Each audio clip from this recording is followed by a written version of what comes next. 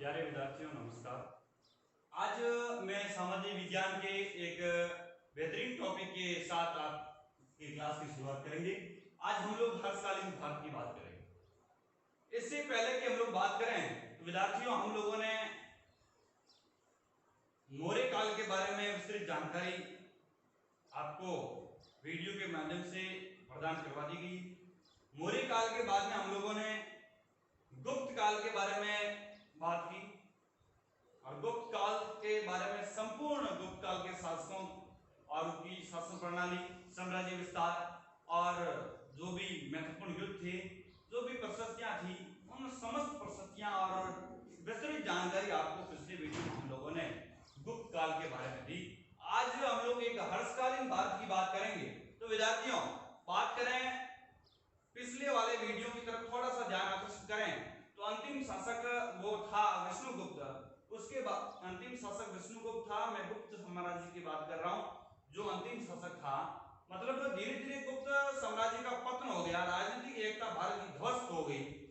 तो एक समय आता है उस वक्त हर्षकालीन भारत का बारे में अपन को इतिहास में ज्यादा जानकारी मिलती है कि जब भारत के अंदर राजनीतिक एकता ध्वस्त हो गई, भारत के छोटे छोटे राज्यों में विभक्त हो गया, साम्राज्य का विस्तार टूट गया, छोटे छोटे राज्यों में अपना साम्राज्य स्थापित हो गया।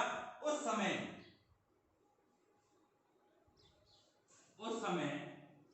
है जो प्रभाकर वर्धन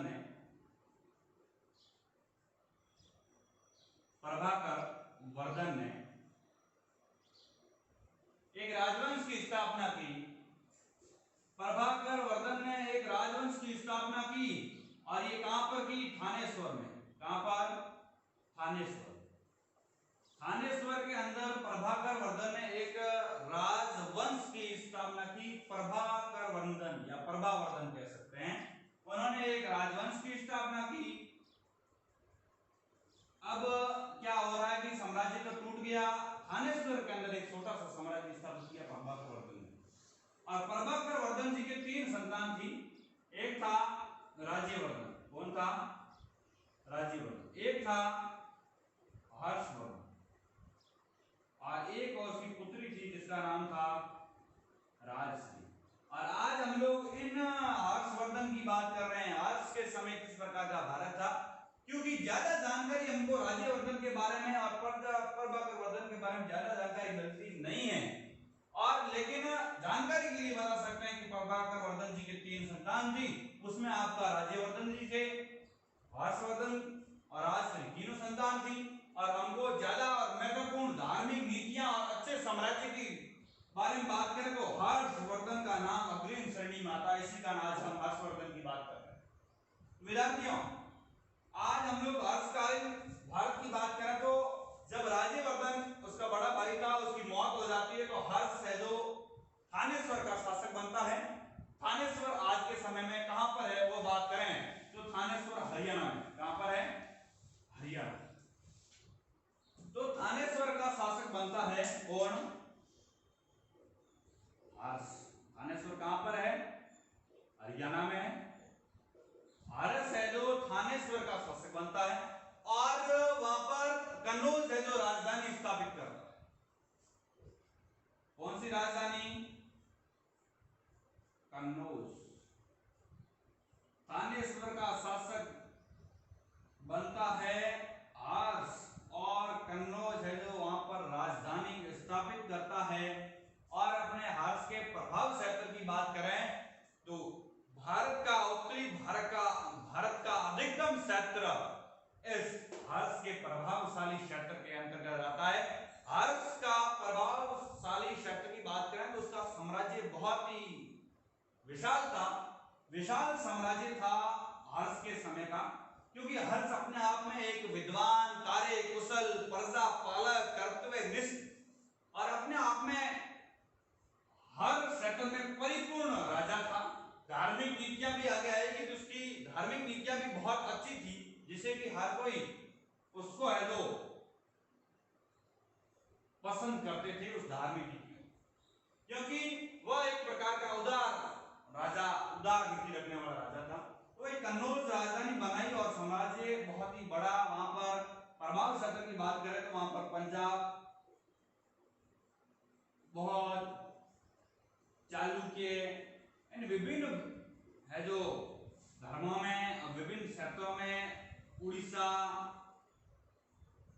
थानेश्वर, विभिन्न क्षेत्रों में इनका साम्राज्य था। और धार्मिक नीति की बात करें विद्यार्थियों, तो खास बात यह है कि अशोक है जो बौद्ध धर्म का कह सकते हैं राजा था। लेकिन खास बात यह है, सॉरी अशोक नहीं था, मैं बात कर रहा हूं हर्ष की, अशोक भूल में आ जाता है कभी कभार। ये हर्ष था वो बौद्ध धर्म का राजा था। ज्यादातर बौद्ध धर्म के बारे में बात हो रही है, लेकिन बाद में बौद्ध बन जाता, पहले कुछ अलग जैन था, उसके बाद बौद्ध बन गया, बुद्ध का उपासक बन गया। लेकिन विद्यार्थियों ये बौद्ध धर्म का उपासक यानी बन गया, लेकिन ये सभी धर्मों के प्रति अपनी उदार नीति रखता। ऐसा नहीं कि बौद्ध धर्म ले लिया, बौद्ध धर्म को उस स्तर दे दिया, उच्च स्थान दे दिया, दूसरे धर्मों का आदर नहीं करे, वह जो इस राजा के अंदर गुण नहीं थे। वह एक उदार नीति रखता था और उसके जो भी धर्म सम्मेलन हुआ करते थे या फिर कुछ भी अपने धार्मिक कार्य करते होते थे, और अधिकतर उसके साम्राज्य के अंदर बात करें उसके साम्राज्य की, तो उसमें बड़े बड़े स्थान थे और धर्म में उसके सभी बड़े स्थान कह सकते हैं ऊंचे स्थान है जो गैर बुद्धों के थे। किसके थे? गैर बुद्धों, यानी बुद्ध धर्म के अलावा जो भी उसके अनुयायी थे, चाहे जैन का हो, चाहे कोई भी धर्म का हो, उन अनुयायियों को या फिर उन बुद्धिजीवियों को, उन विद्वानों को है जो उच्च स्थान देता था कौन? हर्ष। यानी इसे स्पष्ट होता है कि हर्ष है जो सभी धर्मों के प्रति उदार नीति। कन्नौज के अंदर धर्म सम्मेलन हुआ, उसके बारे में आपको थोड़ी सी जानकारी प्रोवाइड करवाता हूं कि किस प्रकार से हुआ, क्योंकि इसे ये स्पष्ट हो जाता है। कन्नौज के अंदर धर्म सम्मेलन हुआ, उसमें है जो अध्यक्षता की थी जिसका नाम है हैनसांग। क्या नाम है? हैनसांग एक चीनी यात्री था। कौन था? चीनी यात्री। अब ये चीनी यात्री कहां पर आया यहां पर थानेश्वर, और थानेश्वर में क्षेत्र के अंदर कन्नौज है जो उसकी महत्वपूर्ण राजधानी बनी हुई यानी कन्नौज है, और इस कन्नौज के अंदर धर्म सम्मेलन हुआ। और विद्यार्थियों उस धर्म सम्मेलन के अंदर हैनसांग जी को अध्यक्ष बनाया गया। यानी कन्नौज के अंदर जो धर्म सम्मेलन हुआ उसमें हैनसांग जी क्या थे? अध्यक्ष। और इसमें ये धर्म सम्मेलन 23 दिनों तक चला और इसके अंदर सभी धर्मों के लोग थे, सभी धर्मों के लोग थे। कन्नौज के अंदर जो धर्म सम्मेलन हुआ ये 23 दिनों तक चला। कितने दिनों तक? 23 दिनों तक। लेकिन खास बात यह है कि सभी धर्मों के लोग इस धर्म सम्मेलन में आए।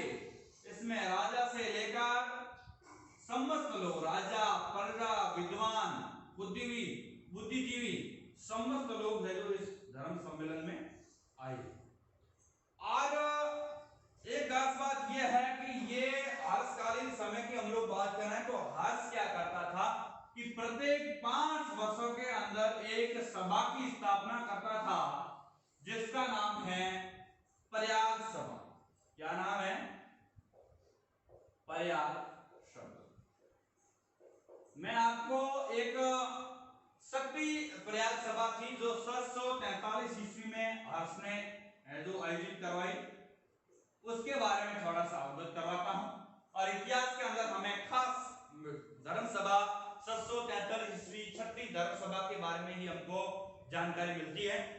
महत्वपूर्ण बात की जाए, मुख्यतः बात की जाए तो ये 743 ईस्वी में छठी धर्म सभा की स्थापना की इस हर्ष ने। और इसमें जो विद्यार्थियों ये क्या करता था कि प्रति 5 वर्ष के अंदर जो भी धर्म सभा आयोजित करवाता था, उस समय जो भी उसके पास साम्राज्य के अंदर जितना भी धन आता था, प्रत्येक यानी सभी धन को है जो प्रजा के बीच में और गरीबों के बीच में है जो बांटने का कार्य, यानी संपूर्ण धन को बांटने का कार्य इसके द्वारा किया जाता था, यानी हर्ष के द्वारा। ये हर्ष है जो संपूर्ण धन को बांट देता था। यहां तक कि जब क्षत्रिय धर्म सभा की मैं बात कर रहा हूं तो उसमें जो अपने पहनने का वस्त्र था वह भी उन्होंने यानी हर्ष ने भेंट कर दिया था और अपनी बहन से बदन ढकने के लिए वस्त्र लिया। खास बात सुनिए विद्यार्थियों, यानी इतना धार्मिक नीति वाला ये शासक था हर्ष। इन्होंने 743 ईस्वी में क्षत्रिय धर्म सभा का आयोजन किया। तो संपूर्ण यानी प्रति 5 वर्ष के अंदर जितना साम्राज्य के अंदर विस्तार होता है, जितना धन आता है, समस्त धन को जरूरतमंदों और गरीबों को दे देता था। और यहां तक कि उन्होंने जो अपने पहनने के तन ढकने के वस्त्र थे वो भी भेंट कर देता था। और उस वक्त 743 ईस्वी के अंदर जो छठी प्रयाग सभा की स्थापना हुई तो है जो उसने है जो अपने तन ढकने के लिए बहन से वस्त्र लिए थे। कहां से? बहन से वस्त्र लिए। ध्यान से सुनिएगा, यानी इतना धार्मिक नीति वाला राजा जो है जो इतना धन के प्रति ध्यान देता था कि तन ढकने के वस्त्र तक भी दान कर देता था। और बहन से है जो वह है जो अपने तन ढकने के वस्त्र है जो उन्हें पहनने के वस्त्र बहन से जो प्राप्त किए थे। ये थी विद्यार्थियों प्रयाग सभा।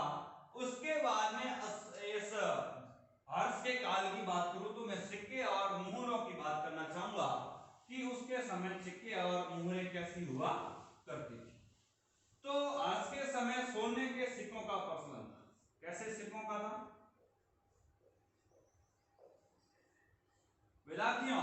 आज के समय सोने के सिक्कों का प्रचलन था और वह लोगों को जो उसके ऊपर हर्ष के घोड़सवार की आकृति थी। और किसकी आकृति थी? घोड़सवार की। यानी उसमें जो भी सोने के सिक्के प्रदान किए जाते थे उसके अंदर हर्ष है जो घोड़े के ऊपर सवार इस प्रकार की है जो सोने के सिक्के है जो प्रदान करता था। और मुहरों की बात करें तो एक सोनीपत मुहर है। नाम क्या है? सोनीपत। सोनीपत मुहर है जो अपन को इतिहास में उनके बारे में जानकारी मिलती है। उसके ऊपर बैल की आकृति के बारे में जानकारी मिलती है। इसकी है बैल की आकृति, यानी सोनीपत मुहर के बारे में है जो बात करें तो उसके ऊपर है जो बैल की आकृति के बारे में अपन को जानकारी मिलती है। और एक और मुहर अपन को प्राप्त हुई है जिसका नाम है नालंदा मुहर। क्या नाम है? नालंदा मुहर। इस नालंदा मुहर के अंदर इस हर्ष को महाराजा धीराज, ये नालंदा मुहर यानी एक प्रकार की क्या है? अभिलेख। क्या है? अभिलेख है। उसमें है जो इस हर्ष को महाराजा धीराज की उपाधि दी गई। महाराजा धीराज, यानी उस समय इसको महाराजा धीराज के नाम से जाना जाता था। यानी इसके हमें इतिहास के बारे में सोने के सिक्के की बात करें तो उसमें घोड़सवार की आकृति के सिक्के मिलते हैं। सोनीपत एक मुहर प्राप्त होती है, उसके ऊपर बैल की आकृति थी। एक नालंदा मुहर थी, वो एक अभिलेख है और उसमें है जो इसको हर्ष को महाराजा धीराज की उपाधि दी गई है। इसके अलावा हर्ष को विद्वानों का आश्चर्यदाता कहा जाता था। इसके पीछे क्या कारण है उसके बारे में मैं आपको थोड़ी सी जानकारी प्रोवाइड करवाऊं। तो हर्ष के समय बाणभट्ट है, हरिदत्त है, इस प्रकार के विद्वान है जो हर्ष उस वक्त विद्वानों को आश्चर्य देता था। बाणभट्ट ने एक कादंबरी और आरतचरित रचना की है। उसमें है जो हर्ष को है जो हर्षदेव के नाम से है जो पुकारा गया है। यानी आपको दिमाग में कभी भी प्रतियोगी परीक्षा या किसी भी परीक्षा के अंदर आपको प्रश्न पूछ ले कि कादंबरी रचना की स्थापना किसने की, तो आपका उत्तर होगा बाणभट्ट। भट्ट ने लिखी थी। तो विद्यार्थियों, कादम्बरी और हर्षचरित जैसे मतलब काव्य की रचना करना और ऐसे विद्वानों को आश्चर्य देना एक प्रकार से विद्वानों को आश्चर्य देने के ऊपर व्यक्त करता है इस हर्ष के बारे में। इसके अलावा इन्होंने रत्नावली, इस हर्ष ने रत्नावली प्रियदर्शिका, रत्नावली और प्रियदर्शिका नामक काव्य है जो लिखी, कृति लिखी। यानी इसी कारण से हर्ष भी इसे विद्वान होने का पता चलता है। हमें इतिहास में पता लगता है कि हर्ष के अंदर भी काव्य कुशलता और विद्वत्ता का गुण था, जिन्होंने रत्नावली और प्रियदर्शिका नामक कृति लिखी और हरिदत्त जैसे विद्वान को आश्चर्य देने का कार्य करता था। कौन? हर्ष, जिसे ये स्पष्ट लगता है कि विद्वानों को आश्चर्यदाता के नाम से भी इसको है जो जाना जाता है। और वहां के समय प्रशासन की बात करें तो हर्ष एक इस प्रकार का राजा था कि अपने समय को 3 भागों में बांटा करता था, और जिसमें से एक समय है जो विद्यार्थियों 3 भागों में समय को बांटा करता था। एक समय प्रजा यानी साम्राज्य को ऊपर देता था, यानी एक समय था उसको 3 जोन में बांट दिया, 3 भागों में बांट दिया, यानी 24 घंटे को 3 भागों में बांट देता था। और एक जो भाग होता था उस डिवीजन का, जो उसका समय का, वह है जो साम्राज्य के ऊपर ध्यान दे रहा था। हर्ष के समय की बात करें तो हर्ष के समय में जो भी शासक कह सकते हैं प्रजा थी, वो एक प्रकार से निरंकुश थी, किसी भी प्रकार का प्रजा के ऊपर अंकुश नहीं था। लेकिन गांव के अंदर स्वशासन था। गांव अलग अलग जो डिवीजन और कह सकते हैं ग्राम स्तर, और उसके बाद में जो आता है जिला स्तर, प्रांत स्तर और जिला स्तर, उसके बाद ग्राम स्तर, इस प्रकार से उनको है जो बांटा हुआ था। और प्रजा थी वो निरंकुश थी, प्रत्येक गांव का अपना सब शासन था, यानी वो अपने आप में खुद अपने आप में शासन बनाते थे। इस प्रकार का साम्राज्य है जो अपन को इतिहास में इस प्रकार के साम्राज्य के बारे में जानकारी मिलती है। इसके अलावा ये 3 प्रकार का कर लेता था। बलिकर आता है, बलिकर है, और एक अधिकर है, और एक है भागकर। यानी विद्यार्थियों, भूमि से रिलेटेड जो भी कर था वो भागकर था, और एक और कर लेता था अधिकर, एक था बलिकर। भूमि से भूमि कर था वो भागकर था, और नकद कर था वो बलिकर था। नकद कर बलिकर था, और अधिकर था वह आपका एक प्रकार से कह सकते हैं ये एक प्रकार से अतिरिक्त कर, यानी 3 प्रकार के कर लेता था। लेकिन प्रजा के ऊपर किसी भी प्रकार का जो अंकुश नहीं था, एकदम निरंकुश शासन है जो चलता था। इस प्रकार का है जो वहां का प्रशासन है। अब मैं हर्ष का मूल्यांकन कर लेता हूं, क्योंकि आपको मैंने बताया कि हर्ष के मैं इन टॉपिकों के बारे में बात करना चाहूंगा जो आपको टॉपिक दिख रहे।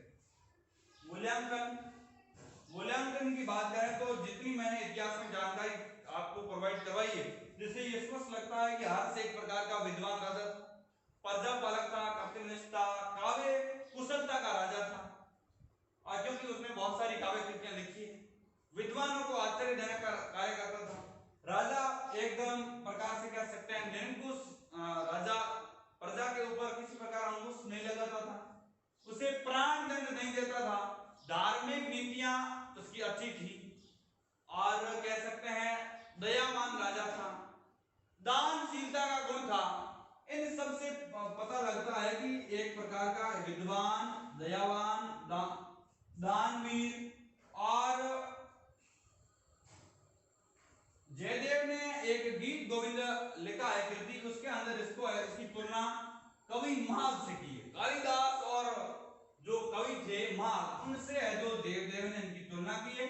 इसे स्पष्ट लगता है कि एक प्रकार से कह सकते हैं ये दानशील था।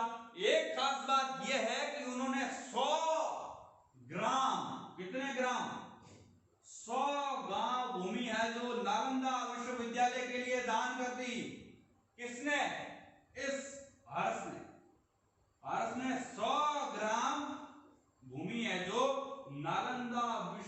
विश्वविद्यालय के बारे में दान कर दी। अब देखिए, यानी इतना कह सकते हैं शिक्षा के प्रति हो या फिर दानवीरता के प्रति हो, जरूरतमंदों की हर समय आवश्यकता की पूर्ति की बात करें तो हर्ष के अंदर वो समस्त गुण थे जो एक दानवीर, धार्मिक, उदारमती वाले और विद्वानों को आश्चर्य देने वाले राजा की तरफ इंगित करता है। और ये नालंदा विश्वविद्यालय जो आप लोगों ने सुना हुआ, नालंदा विश्वविद्यालय का नाम, तो उसके अंदर है जो 100 ग्राम है जो भूमि है जो देने का कार्य यदि किसी शासक के द्वारा किया जाता है, अपन को इतिहास में जानकारी मिलती है तो उसमें हर्ष का नाम अग्रिम श्रेणी में आता है। अब मैं आपको थोड़ा नालंदा विश्वविद्यालय के बारे में जानकारी दे देता हूं। नालंदा विश्वविद्यालय वेदांती यूनिवर्सिटी थी और बौद्ध धर्म का अध्ययन कर रहा था। किसका? बौद्ध धर्म का वो एक केंद्र था और इसमें है जो 10,000 स्टूडेंट थे। आप जैसे 10,000 विद्यार्थी वहां पर अध्ययन करते थे, 10,000 विद्यार्थी, और वहां पर 1500 शिक्षक थे। 1500 शिक्षक थे। कितने? 1500 शिक्षक थे, 10,000 विद्यार्थी थे। वहां पर है जो विज्ञान, सांख्य, योग, यानी समस्त ज्योतिष, इन सब चीजों का यानी इत्यादि का है जो वहां पर अध्ययन करवाया जाता था। भारत ही नहीं, जापान और भारत के अनेक इलाकों के साथ साथ विश्व के लड़के भी यहाँ पर नालंदा में पढ़ने आते थे।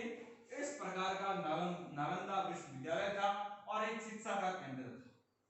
तो हम ये कह सकते हैं कि शिक्षा के केंद्र की बात करें, चाहे धार्मिक नीतियों की बात करें, चाहे दानशीलता की बात करें, चाहे प्रजा पालक की बात करें, चाहे ये पर्याग सभा की बात करें, चाहे सिक्कों और मुहरों की बात करें, चाहे विद्वानों को आश्चर्य देने की बात करें, और चाहे अपने धार्मिक नीतियों की बात करें, तो हर समय हर संभव ये है जो हर्ष राजा था वह अपने आप में एक विद्वान, दानशीलता और एक अच्छे राजवंश की तरफ इंगित करता है और प्रजावान राजा था, प्रजापालक था, काव्य कुशलता का राजा था। यानी समस्त चीजों को ध्यान में रखते हुए हम ये कह सकते हैं कि हर्ष के काल में राजा हर्ष राजा था, उसमें प्रजा बहुत सुखी थी और उन्होंने ऐसे कुछ कार्य किए जिससे कि है जो हर कोई अपने आप में अच्छा व्यक्त करता था। प्रजावान राजा, दयाशीलता, दानशीलता इत्यादि प्रकार के गुण होने के साथ यह हर्ष की मृत्यु हो जाती है। उसके बाद में कुछ दक्षिण भाग में राज्य बन जाते हैं, कुछ उत्तरी भाग के राज्य बन जाते हैं, उसके बारे में अगली वीडियो बात करेंगे। लेकिन आपको अपने दिमाग में रखनी है कि हर्ष के जो शासनकाल है, प्रभाव संकट थी, उसकी धार्मिक नीतियां क्या थी, कन्नौज धर्म सम्मेलन हुआ उसमें क्या हुआ, पर्याग सभा 343 ईस्वी में आयोजित की उसमें क्या हुआ था, चिक्के और कैसे थी, बैल की आकृति वगैरह दिमाग में रखनी है।